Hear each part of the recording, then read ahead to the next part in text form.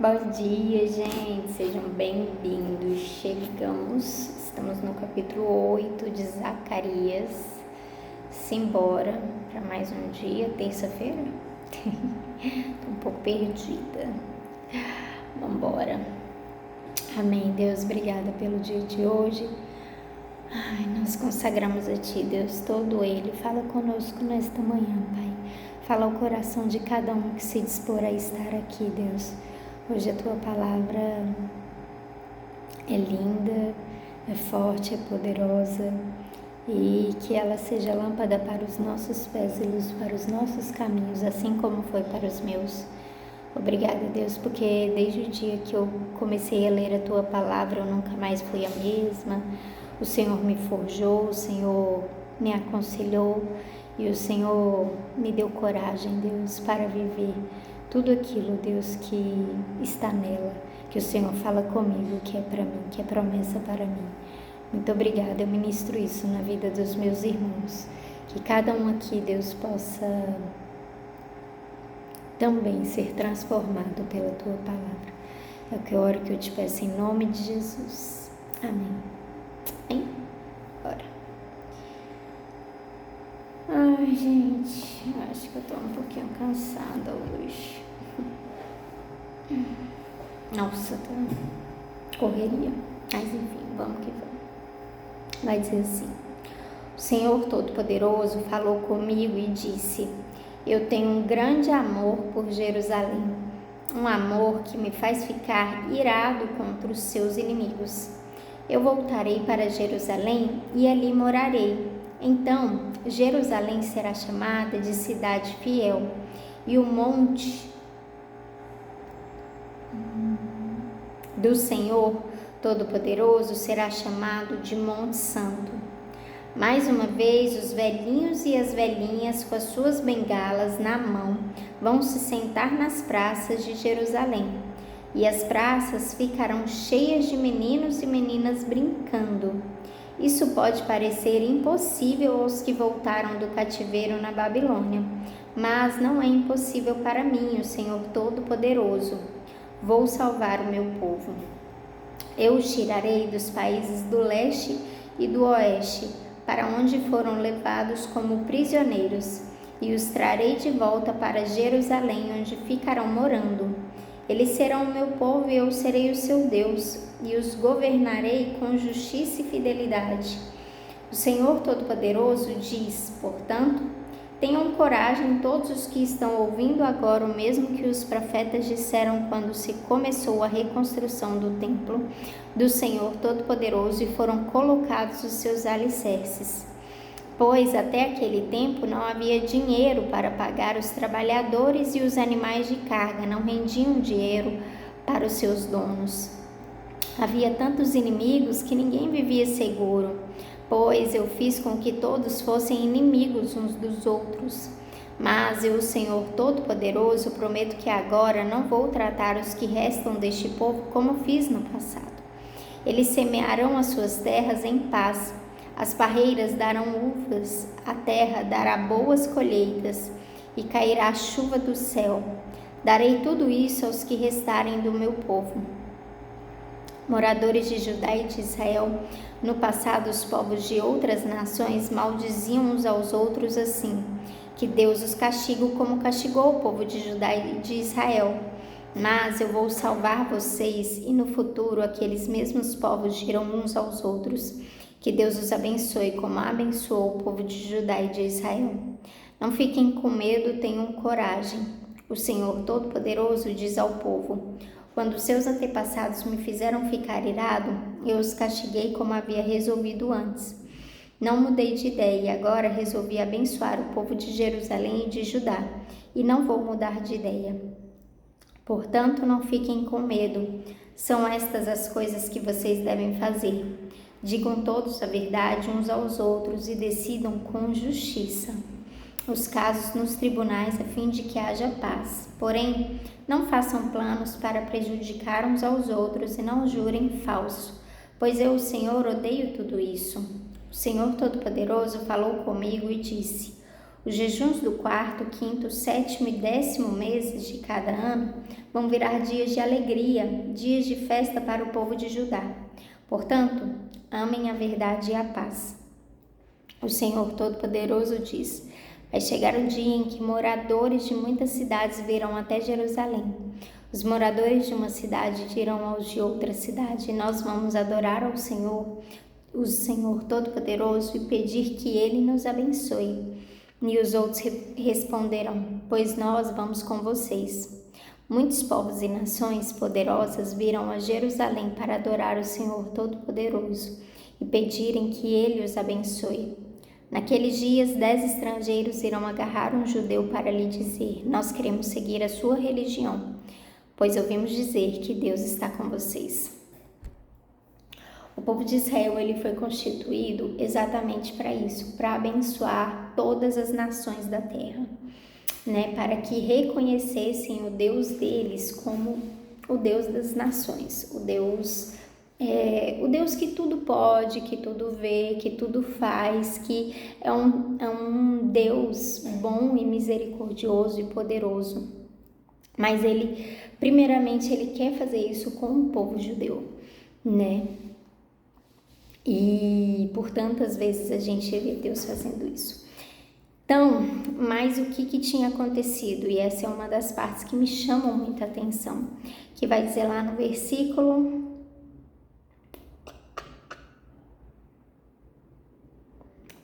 Ai, meu Deus, por que eu não marco?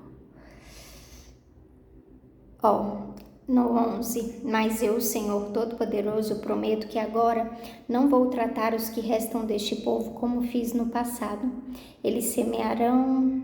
Não é isso. Tá, no 13. Moradores de Judá e de Israel, no passado, os povos de outras nações maldiziam uns aos outros assim, que Deus os castigue como castigou o povo de Judá e de Israel. Mas eu vou salvar vocês e no futuro aqueles mesmos povos dirão uns aos outros: que Deus os abençoe como abençoou o povo de Judá e de Israel. Não fiquem com medo, tenham coragem.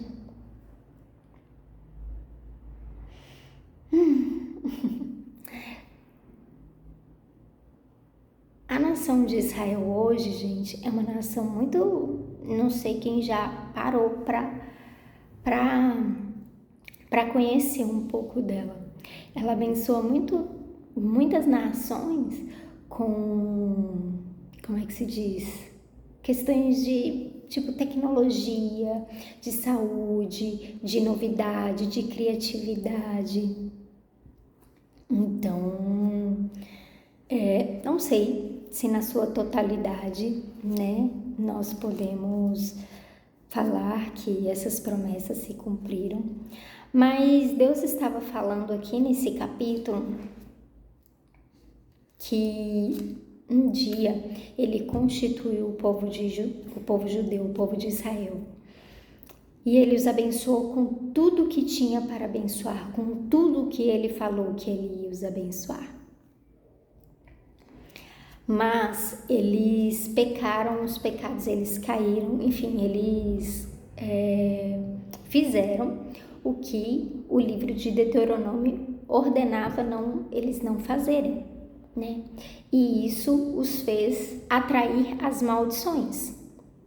Ou seja, tudo que o Senhor falou que iria fazer, se eles não o obedecessem, cumprisse o que ele dizia, cumprisse a lei, né, as ordenanças, os mandamentos, o Senhor faria.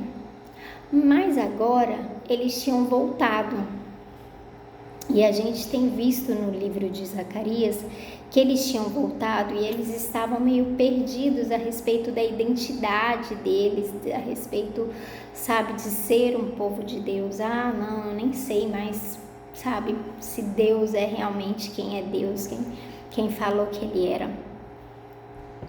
E Deus estava falando que assim como Ele fez aquilo com eles, né? Como Ele deixou eles serem espalhados por todas as nações da terra e por 70 anos Ele não os voltou dali, os juntou de novo. Agora ele iria juntá-los novamente. E aí vai dizer assim, mais uma vez, os velhinhos e as velhinhas com as suas bengalas na mão vão se sentar na praça de Jerusalém. As praças ficaram cheias de meninos e meninas brincando. Isso pode parecer impossível aos que voltaram do cativeiro na Babilônia, mas não é impossível para mim, o Senhor Todo-Poderoso. E várias vezes ele vai falar com aqueles que sobraram do povo, com aqueles que restaram, porque muitos deles tinham de fato morrido sem cumprir essa promessa, tinha morrido em terra estrangeira. E aí aqueles que voltaram estavam incrédulos, estava falando, ou então estava chorando, nossa, mas era essa pessoa que queria, sabe, tanto ver Israel, tanto morar em Israel de novo. Então eles estavam sem conseguir acreditar, sem conseguir viver, sem conseguir, como é que se diz? Sem conseguir tocar a vida deles. Mas Deus aqui estava dando uma promessa maravilhosa para eles, sabe? Que eles teriam crianças de novo na praça brincando, que eles teriam velhos voltando a andar de mãos dadas. E eu acho que nem nosso tempo, nem a gente que não passou, não, brincadeira. Ontem a gente viu uma senhorinha bem de idade dirigindo. Gente, é tão bonitinho, né? Aí quando a gente vê assim um casal de idosos, sabe? Passeando de mãozinha dada. Sabe, o nosso mundo tá tão louco. A gente tá perdendo tanto essa noção, essas coisas, que quando a gente vê, tipo, nossa, chega a dar uma alegria diferente no coração. Imagina, sabe? E sim, a tecnologia é muito boa, as coisas modernas são muito boas, mas essas coisas tradicionais, essas coisas, sabe, do seu, não sei quanto tempo você tem, talvez você seja bem jovem e não tenha visto isso, mas era tão bom brincar na praça, brincar na rua. Eu vivo falando, né, lá no meu condomínio tem um monte de criança assim, tipo, dá umas 6 horas da tarde, ele chega a zoar nossas ideias, de tanto que eles gritam. O povo lá vive reclamando no grupo. Mas é tão bom ver isso, gente, é tão bom ver crianças correndo, crianças brincando saudavelmente, né? Às vezes eles também xingam, então já não é mais tão bom assim. Mas, sabe, voltar ao as coisas tradicionais, é tão gostoso. E Deus estava dando essa promessa. E não somente essa, mas também ele estava falando assim, da mesma forma que aquele povo falava, que quando viu a ruína que se tornou Jerusalém, e eles amaldiçoavam uns aos outros, falando que aconteça com você, o que aconteceu com o povo de Jerusalém, agora eles estariam falando o que aconteça com você, o que aconteceu com o povo de Jerusalém. E mais, nos últimos versículos vai falar assim: os moradores de uma cidade dirão aos de outra cidade, nós vamos adorar o Senhor Todo-Poderoso e pedir que Ele nos abençoe. E os outros responderão, pois nós vamos com vocês. Muitos povos e nações poderosas virão a Jerusalém para adorar o Senhor Todo-Poderoso e pedirem que Ele os abençoe. Naqueles dias, 10 estrangeiros irão agarrar um judeu para lhe dizer: nós queremos seguir a sua religião, pois ouvimos dizer que Deus está com vocês. O nosso Deus será adorado em toda a terra. E Ele vai começar isso através da sua vida, da minha vida, da vida dos judeus, sim.